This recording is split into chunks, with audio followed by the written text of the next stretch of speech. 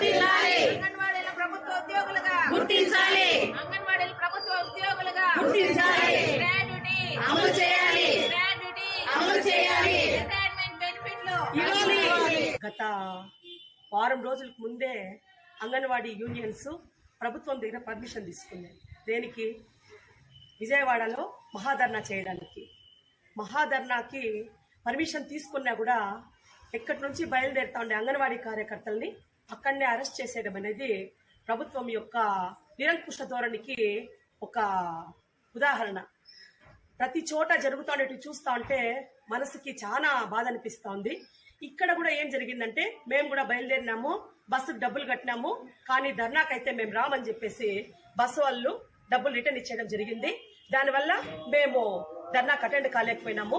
మేము ధర్నాకు అటెండ్ కాకపోయినా కూడా మేము ఇక్కడ వాళ్ళకి మద్దతుగా నిరసనను తెలియజేస్తా ఉన్నాం.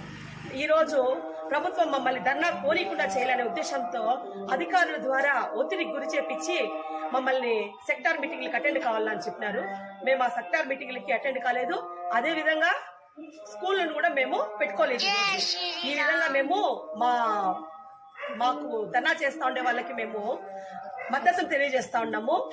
ఇంక మా న్యాయమైన కోరికలేమి, మేమేమి గొంతెమ్మ కోరికలేమి కోరడం లేదు. మమ్మల్ని ప్రభుత్వ ఉద్యోగులుగా గుర్తించాలని అడిగినాము.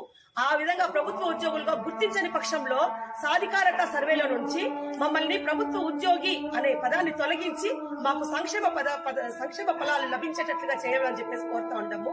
కనీస వేతనం 26,000 ఇమ్మంటా ఉన్నాము. పెరుగుతున్న ధరలకు అనుగుణంగా మెనూ ఛార్జీలు పెంచమంటా ఉన్నాము.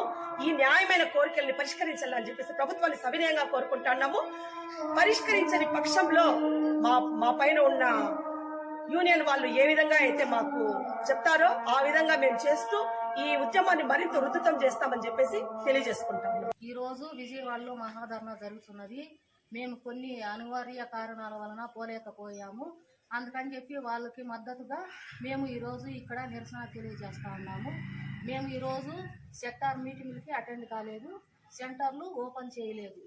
మా సమస్యలు కనుక తీర్చకుండా పోతే మా యూనియన్ తరఫున ఈ పోరాటాన్ని ఇంకా ఉధృతం చేస్తామని తెలియజేస్తా ఉన్నాం.